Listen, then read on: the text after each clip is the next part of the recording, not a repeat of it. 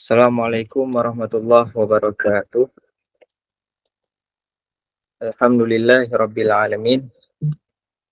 Allahumma shalli wa sallim ala sayyidina Muhammadin asyrafil anbiya'i wal mursalin sayyidina wa maulana Muhammadin wa ala alihi wa sahbihi ajmain. Amma ba' Allahumma rabbi shrah li sadri wa yassir li amri wahlul 'uqdatam min lisani yafqahu qawli. Yang kami hormati kepada founder forum yang Allah muliakan, kemudian juga kepada segenap para jamaah yang telah ikut serta sebanyak 77 orang, lebih kurangnya 76. Semoga Allah selalu memberikan keistiqomahan kepada kita untuk selalu bisa mencari ilmu, untuk selalu bisa berbuat kebaikan dan juga yang dilatar belakangi dengan hal yang positif dan yang juga untuk bermanfaat bagi setiap pribadi kita masing-masing. Jadi mengenai tema pada malam hari ini, yaitu ilmu itu didatangi bukan menunggu kedatangannya. Jadi itu merupakan salah satu kalam daripada ulama-ulama yang mengartikan dalam bahasa Arabnya, yaitu yang menyampaikan bahwa al-ilmu yu'ta wala ya'ti. Ilmu itu didatangi, bukan menunggu kedatangannya. Artinya, ilmu di situ yang dapat kita pahami adalah yang pertama ilmu agama. Ilmu agama, Rasulullah Shallallahu Alaihi Wasallam bersabda, "Talabul ilm faridatun ala kulli muslim wa muslimah." Menuntut ilmu merupakan suatu hal yang wajib untuk kita cari, untuk kita raih ilmu tersebut merupakan hal yang wajib bagi siapa? Yaitu bagi setiap orang laki-laki yang muslim ataupun bagi setiap orang cewek ataupun perempuan yang muslimah. Jadi dari hadis di sini bisa kita pahami bahwasanya bagi setiap mukallaf, arti daripada mukallaf yaitu orang yang sudah dibebani hukum dalam syariat gitu. Jadi bagi mereka memiliki konsekuensi hukum secara fardu ain. Secara fardu ain untuk meraih ataupun untuk mencari ilmu. Nah, para ulama mengatakan seperti dalam tema barusan, ilmu itu didatangi bukan menunggu kedatangannya. Karena ilmu itu dia gimana kita bilang, pada dasarnya ataupun secara logika dia merasa sok penting gitu. Secara logikanya dia merasa sok penting. Kenapa sok penting? Karena ketika kita tidak berjumpa dengan dia, dia tidak akan bisa menerimanya kita gitu. Artinya kalau misalnya kita sekedar dengan dia, dia nggak akan memberikan sepenuh haknya dia untuk kita gitu. Dan juga seperti demikian pada pribadi kita masing-masing. Kalau misalnya kita nggak memberikan haknya kita itu sepenuhnya untuk dia. Nah, jadi dari dia itu juga berlaku seperti demikian.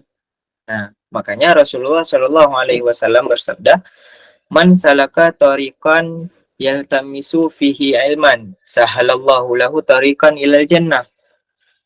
Barang siapa man salaka tariqan, barang siapa yang menempuh suatu jalan,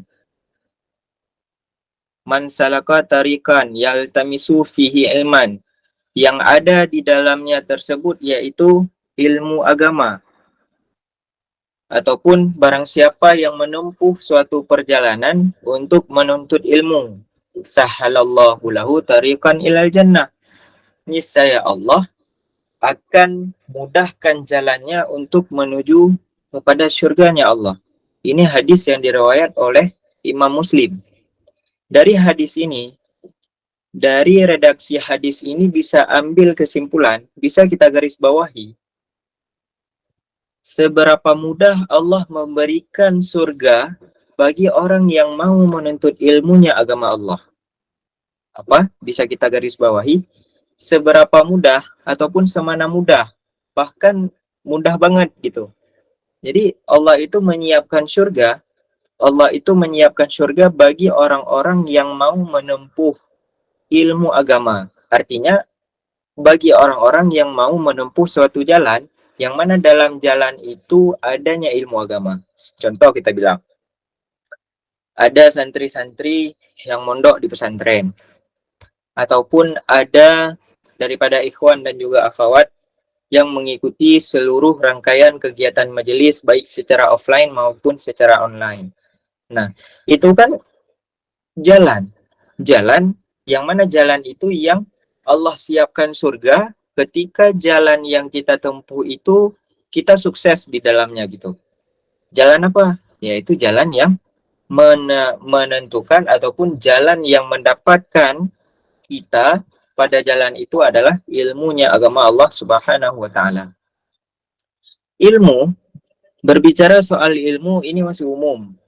Ada di situ ilmu secara duniawi dan juga ilmu secara ukhrawi. Ilmu secara duniawi yaitu ilmu-ilmu yang diajarkan secara formal ataupun secara pembelajaran umum seperti matematika, kemudian bahasa Indonesia, IPA, IPS, dan lain-lain sebagainya. Itu yang digolongkan kepada ilmu umum. Sedangkan ilmu daripada ukhrawi itu ada 3 ilmu pokok. Ada 3 ilmu pokok. Yang pertama yaitu ilmu tauhid. Ilmu tauhid diibaratkan oleh para ulama, diartikan oleh beberapa para ulama, yaitu ilmu untuk mengenal zat Allah Subhanahu wa taala. Ilmu tauhid adalah ilmu untuk mengenal zat Allah Subhanahu wa taala. Sekarang gini, kita buat ideologi paradigma berpikir. Ketika kita beribadah, tapi kita beribadah itu nggak tahu untuk siapa gitu. Seperti halnya kita naik motor, sesudah kita hidupkan motor kita pribadi masing-masing, kita udah jalan nih di jalan raya ataupun di jalan kampung, terus tujuannya kita tuh masih mengambang gitu. Tujuannya kita itu belum ada tujuan. Nah, jadi dengan pada tamsilan tersebut bisa kita terapkan pada ilmu tauhid, yang mana ketika kita beribadah, ketika kita menyembah, siapa yang berhak untuk disembah gitu. Nah, jadi kalau misalnya kita nggak tahu siapa Allah, kita nggak tahu siapa Rasulullah, kita nggak tahu siapa sahabat-sahabatnya Nabi, nah kita nggak tahu juga tentang alam-alam gaib, maka itu yang dibutuhkan kepada ilmu tauhid. Kalau seandainya kita itu nggak tahu ilmu tauhid, lantas bagaimana dan kemana kita akan beribadah dan kepada siapa akan kita sembah. Karena Allah Subhanahu wa taala berfirman,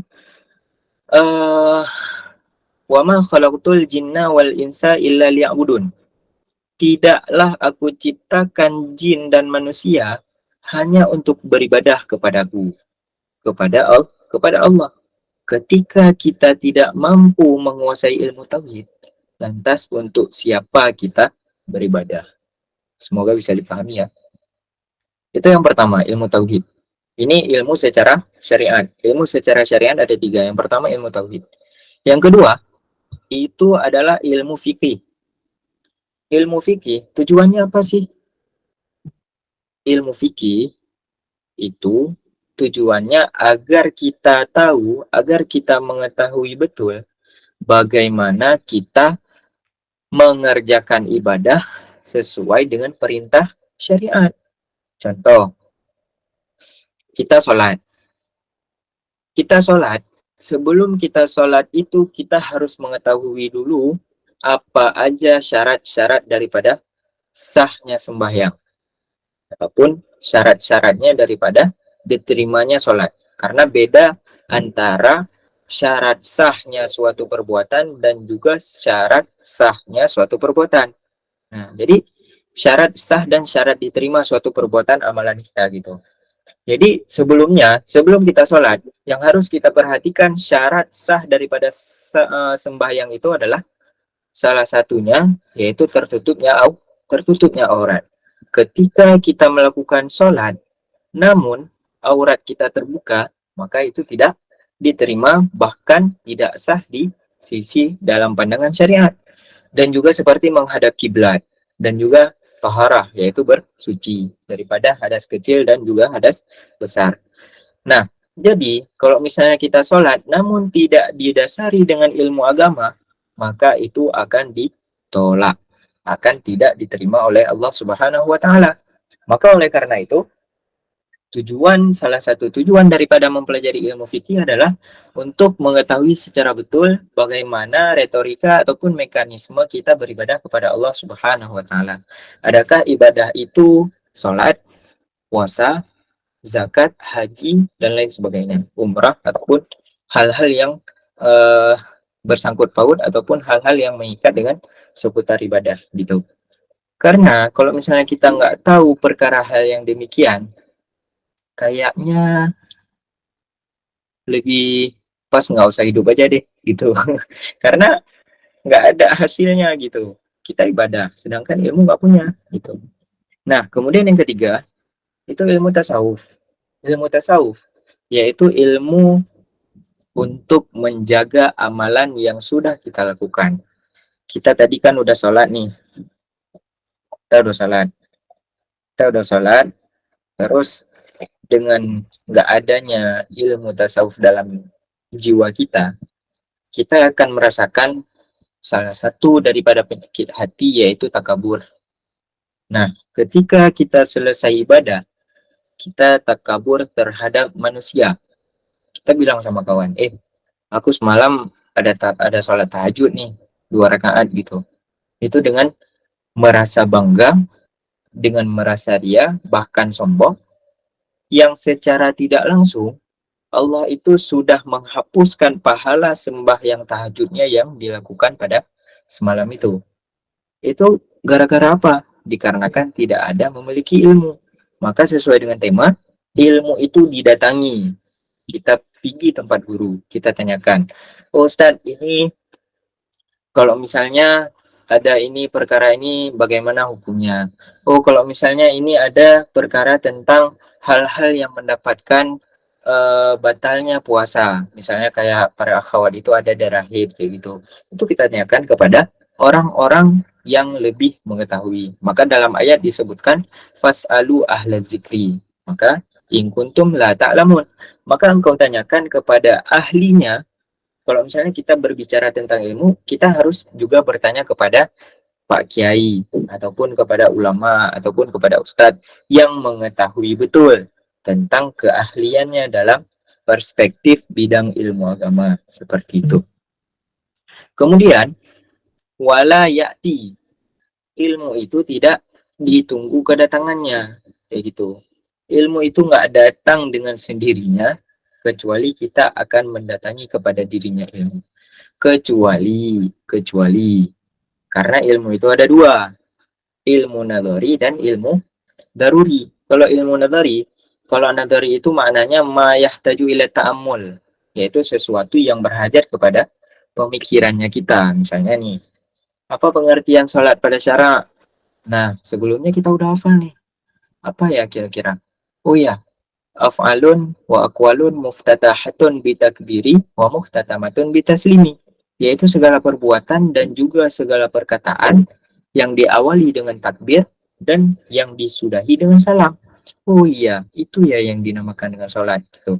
Nah, itu yang dinamakan dengan ilmu nadari. Sedangkan ilmu daruri ataupun ilmu laduni itu ilmu yang jarang kita dapatkan sekarang. Kenapa jarang?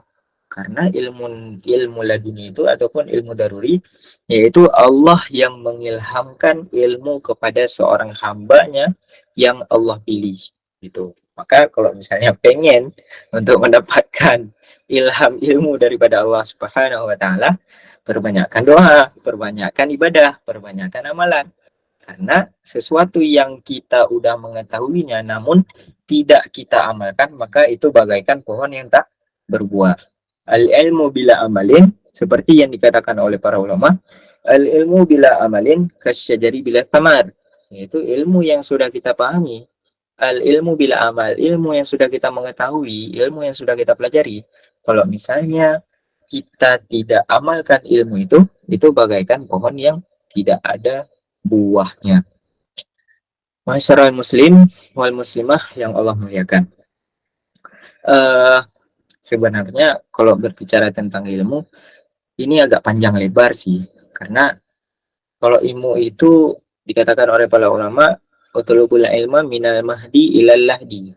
Tuntutlah ilmu daripada ayunan hingga liang lahat. Artinya ilmu itu nggak bakalan habis-habisnya kayak gitu. Nah, jadi yang perlu kita ketahui, ilmu pokok yang kita terapkan dalam kehidupan sehari-hari itu merupakan fardu ain, merupakan fardu ain. Seperti kita melaksanakan ibadah sholat sehari semalam 5 waktu gitu. Nah, jadi untuk kita mengetahui perkara-perkara yang demikian, kita itu juga harus mempunyai guru, harus mempunyai guru, karena disebutkan man lahu syekhah fasyaitanu syekhu. Barang siapa saja yang tidak memiliki guru, maka yang jadi gurunya adalah setan. Nah, jadi apakah mau kita itu berguru pada setan, sedangkan setan itu udah dilaknat oleh Allah Subhanahu wa taala. Kemudian ketika kita sudah memiliki ilmu, jangan coba-coba untuk menyombongkan diri sendiri. Karena iblis dikeluarkan Allah daripada surga karena kesombongannya, karena sifat takaburnya yang tidak mau menunaikan ibadah ataupun perintahnya Allah Subhanahu wa taala untuk si iblis. Maka oleh karena itu, ketika kita sudah memiliki ilmu, itu yang pertama, sabatul ilmi bil mudzakarah, yaitu dapatnya ilmu kita itu dengan mudzakarah, dengan belajar, dengan kita mengulang-mengulang pelajaran. Wa barakatuhu bil khidmah, berkahnya ilmu itu yaitu dengan kita khadim, dengan kita membantu ahlinya ilmu, membantu ataupun menghargai orang yang mempelajari kita sebagai kita murid, itu sangat yang mempengaruhi kepada berkahnya ilmu. Apa sih arti berkah itu? Berkah maknanya itu ziyadatul khair, ziyadatul khair, yaitu terlebihnya ke dalam kebaikan. Misalnya Allah itu menjaga kita daripada sesuatu hal yang tidak kita inginkan, lebih-lebih kepada perbuatan yang tidak elok, artinya perbuatan yang maksiat gitu. Kemudian sabatul ilmi bil mudzakarah wa barakatuhu bil khidmah wa naf'uhu bi ridha'i syekh. Manfaatnya ilmu itu dengan ada ridhonya seorang guru. Misal kita ada cekcokan ataupun ada terjadi kesalahpahaman di antara murid dan juga seorang guru yang menimbulkan rasa bertengkaran kayak gitu. Artinya nggak pas lagi kita sebagai murid sama seorang guru. Itu hati-hati. Karena dengan tidak ada doanya mereka, kita itu nggak bakalan sukses. Itu ingat. Dan juga kita harus mengetahui, harus memahami secara betul bagaimana perasaan guru kayak gitu. Karena sebanyak apapun ilmu yang sudah kita dapat, sebanyak apapun ilmu yang sudah kita peroleh, kalau misalnya nggak ada ridhonya daripada seorang guru, itu juga nggak ada bakalan bermanfaatnya untuk orang-orang lain, kayak gitu. Dan juga kita harus menjaga adab terhadap ilmu. Disebutkan dalam kisahnya para ulama. Para ulama itu ada mengarang satu buah kitab. Itu ketika beliau mengarang suatu kitab, itu kan kitabnya beliau. Itu pulpen, kolamnya beliau tidak beliau taruh kepada ataupun tidak beliau taruhkan ke atas kitabnya beliau. Kalau kita pikir secara logika, itu kan kita ketiap kitabnya beliau, kita beliau yang karang. Terus lembarannya juga punya beliau. Terus tintanya juga punya beliau. Tapi segitunya beliau menghormati kepada ilmunya beliau, tempat pengambilannya ilmu. Maka oleh karena itu, sebagai closing statement, yang pertama, kita juga harus selalu ingin mencari tahu tentang ilmu agama. Dan juga kita harus memiliki seorang guru. Karena guru ini merupakan uh, wasilah ataupun sarana ataupun perantara untuk memperoleh suatu ilmu pengetahuan tentang agama. Yang kedua, jangan pernah sia-siakan kesempatan di masa muda kita untuk hal-hal yang tidak bermanfaat. Maka teruslah untuk selalu bermulazamah, selalulah untuk selalu istiqamah ke dalam ilmunya Allah Subhanahu wa taala. Maka oleh karena itu, kita juga akan mendapatkan hasil yang memuaskan daripada usaha kerja kerasnya kita semasa mudanya kita. Kemudian yang ketiga, jagalah hati guru-guru teman-teman semuanya, karena guru itu ada dua. Karena guru itu ada dua. Guru jasmani, yaitu guru yang memberikan asupan nasi dan juga asupan gizi kepada kita, yaitu ayah dan bunda, ataupun orang tua cewek, ibu dan ayah gitu. Kemudian yang kedua, guru rohani. Guru rohani yaitu guru yang menyiram ilmu agama supaya ruh kita itu semakin bersih. Dengan adanya ilmu agama, kita mendapat mengenal Allah Subhanahu wa taala. Dengan ada ilmu agama, kita juga dapat mengenal Rasulullah Shallallahu alaihi wasallam, yaitu kekasihnya Allah Subhanahu wa taala. Semoga dengan adanya kajian seperti ini dapat dilirik langsung oleh Allah dan juga Rasulullah. Semoga kita dapat meraih syafaatnya daripada baginda Rasulullah, dan semuanya semoga dipertemukan kita dalam surganya Allah sebagaimana kita berkumpul pada malam yang berbahagia ini. Maka inilah yang dapat kami sampaikan. Lebih dan kurang kami mohon maaf bila ada kata-kata yang salah, mohon diperbanyak maaf, karena maklum juga karena kita masih belajar dan sama-sama belajar. Wallahul muwaffiq ila aqwamit thoriq. Wassalamualaikum warahmatullahi wabarakatuh.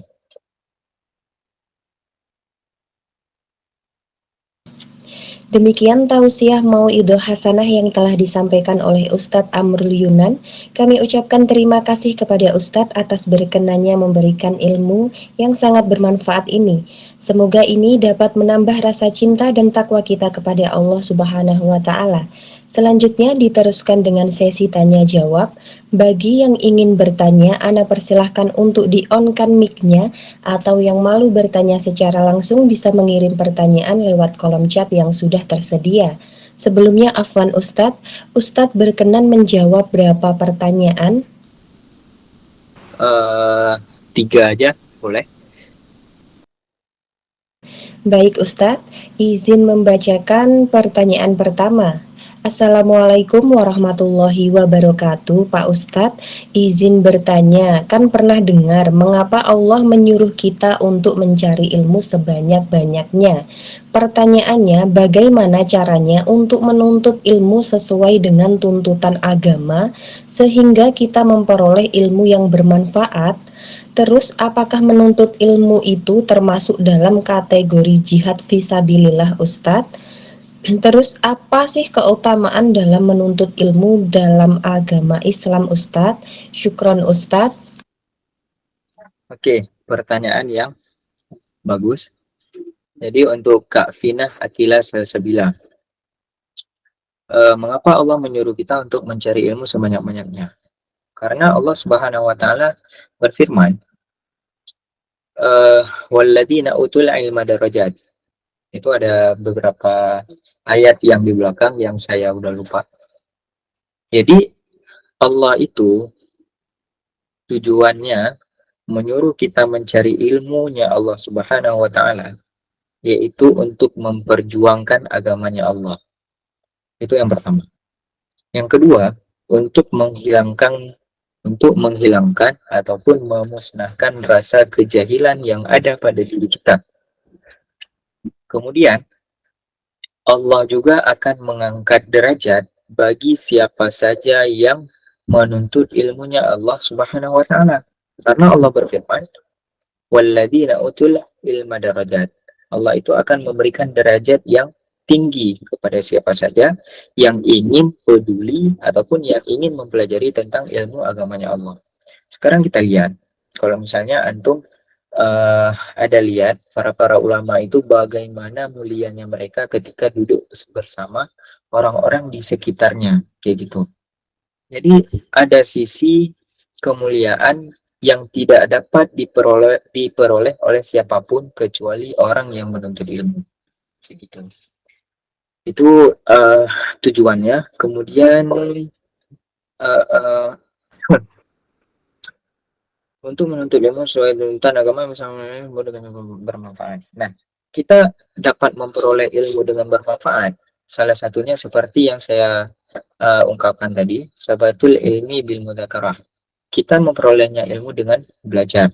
Wa barakatuhu bil khidmah. Berkahnya ilmu yaitu dengan berkah yaitu dengan kita khadim kepada ahlinya ilmu. Siapa ahlinya ilmu? Yaitu kepada guru.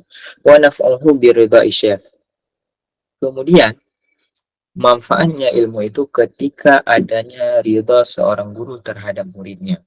Itu walaupun sekecil apapun ilmu yang sudah kita dapatkan, ketika kita sudah mendapatkan keberkahan dan juga manfaat, itu akan menjadi komplit sebagai ilmu yang dapat kita memberikan manfaat kepada orang lain, kayak gitu. Kemudian keutamaan daripada menuntut ilmu. Keutamaan daripada menuntut ilmu ini luar biasa banyak.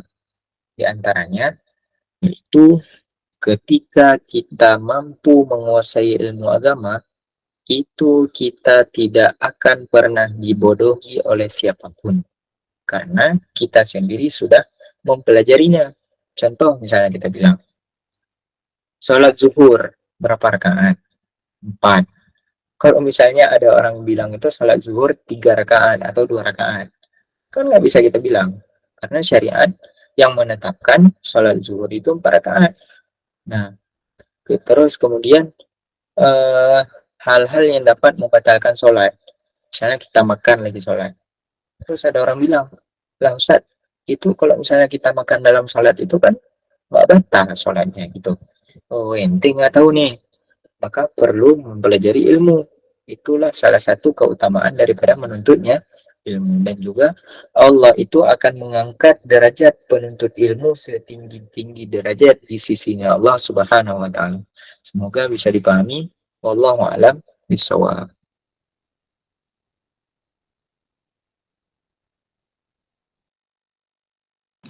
Izin membacakan pertanyaan berikut ya Ustadz. Assalamualaikum warahmatullahi wabarakatuh. Afwan Ustadz, izin bertanya mengenai proses menuntut ilmu itu kan suatu kewajiban bagi setiap muslim dan muslimah. Nah, tetapi kita tahu bahwa adab di atas ilmu. Pertanyaannya, bagaimana cara kita agar mampu mengamalkan ilmu sambil mempelajari adab? Begitu, Afwan Ustadz. Oke, pertanyaan yang bagus. Proses mengenai menuntut ilmu. Yang pertama, kita harus meluruskan niat. Tajdidun niyah. Untuk apa sih kita belajar ilmu agama? Untuk apa sih kita mondok di pesantren? Untuk apa sih teman-teman ikut kajian ini? Untuk apa kira-kira? Nah, itu menjadi hal pertanggungjawaban antara kita dengan Allah Subhanahu wa taala. Karena disebutkan ala fil jasadi mudghatan. Idza salahat jasadu kulluh wa idza fasadat jasadu kulluh ala wahyal qalbu. Sesuatu ada segumpal daging dalam anggota tubuh kita. Jika segumpal daging itu baik, maka baik seluruhnya. Wa idza fasadat, apabila buruk, maka buruk seluruhnya. Dia adalah hati. Maka berhati-hatilah dengan hati. Maka oleh karena itu, antara ilmu dan adab itu harus bisa kita stabilkan agar kita mendapatkan keberkahan. Karena disebutkan al-adabu fauqal ilm. Adab itu di atasnya ilmu. Jadi kalau misalnya kita nggak tahu cara memelihara adab dengan guru, kita nggak tahu cara memelihara adab dengan kiai, maka ilmu yang sudah kita dapatkan itu sia-sia. Di antara adabnya kita sebagai talabul ilm itu ketika kita memulai pengajian, jangan kita berbicara dalam lokal. Kalau misalnya kita mondok, terus jangan kita berbicara dengan orang-orang, terus jangan berbicara dengan hal-hal yang tidak bermanfaat, dan juga jangan kita pernah mendahulukan seorang guru sebelum dia berlalu di depannya kita. Artinya jangan kita langkahi mereka kayak gitu. Karena itu merupakan salah satu kita dapat menghasilkan ilmu dan juga ilmu yang berkah daripada doanya seorang guru. Wallahu a'lam bishawab. Izin membacakan pertanyaan berikut ya Ustadz. Assalamualaikum warahmatullahi wabarakatuh. Ustadz izin bertanya, apakah boleh menuntut ilmu yang non-agama juga diwajibkan Ustadz? Syukron. Menuntut ilmu yang non-agama juga diwajibkan. Ilmu yang wajib kita tuntut itu perlu teman-teman ketahui, yaitu ilmu pokok yang sudah saya sampaikan sebelumnya, yaitu ilmu fikah, ilmu tauhid, ilmu fikah, dan juga ilmu tasawuf. Jadi kalau misalnya kita pengen untuk mencari tahu ataupun mencari ilmu yang lain, itu juga dibolehkan dalam syariat. Dilatar belakangi, kalau misalnya ilmu agama ini sudah bisa kita kuasai semuanya. Karena disebutkan dalam hadis, man arada dunya fa'alihi bil ilmi. Barang siapa yang menghendaki dunia, maka raihlah juga dengan ilmu. Wa man arada al-akhirah fa'alihi bil ilm. Barang siapa yang ingin akhirat, maka juga dengan ilmu. Wa man aradahuma fa'alihi bil ilm. Maka barang siapa yang ingin keduanya, maka juga diperoleh ataupun didapatkan dengan ilmu. Seperti itu. Wallahu a'lam bishawab. Masya Allah, tabarakallah, syukran jazakumullahu ahsanal jaza ya Ustadz atas semua jawabannya. Semoga apa yang disampaikan menjadi amal jariah untuk Ustadz dan keluarga, dan semoga dapat dipahami oleh yang bertanya. Baiklah, tibalah kita di penghujung acara. Saya Amira Zoya selaku moderator pada malam hari ini. Mohon maaf yang sebesar-besarnya apabila ada tutur kata yang salah dan tidak sopan atau kurang berkenan di hati para jamaah sekalian yang kami hormati. Semoga selalu membukakan pintu maaf yang sebesar-besarnya dengan lapang dada. Dengan berakhirnya kajian pada malam hari ini, marilah kita tutup dengan doa. Kepada Ustadz, waktu dan tempat kami persilahkan untuk membawakan doanya. Bismillahirrahmanirrahim. Kita baca doa kafaratul majlis. Bismillahirrahmanirrahim. Subhanakallahumma wa bihamdika asyhadu an la ilaha illa anta astaghfiruka wa atubu ilaik.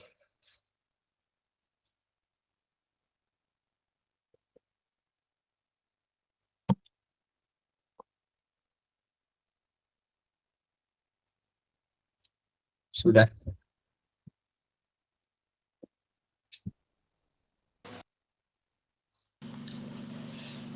Alhamdulillah, liqo malam hari ini bersama Ustadz Amrul Yunan sudah selesai.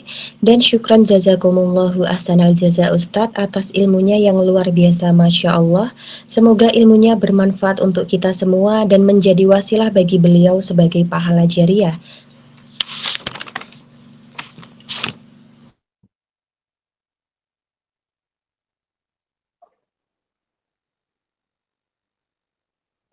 Tanpa berlama-lama, Ana sebagai moderator akan menghantarkan pemateri pulang. Bismillahirrahmanirrahim, izin menghantarkan pulang gih Ustadz. Tafadhol bisa meninggalkan forum kajian terlebih dahulu. Sampai jumpa di kajian berikutnya dan fi amanillah ya Ustadz. Amin, amin, amin. Terima kasih banyak. Wassalamualaikum warahmatullahi wabarakatuh.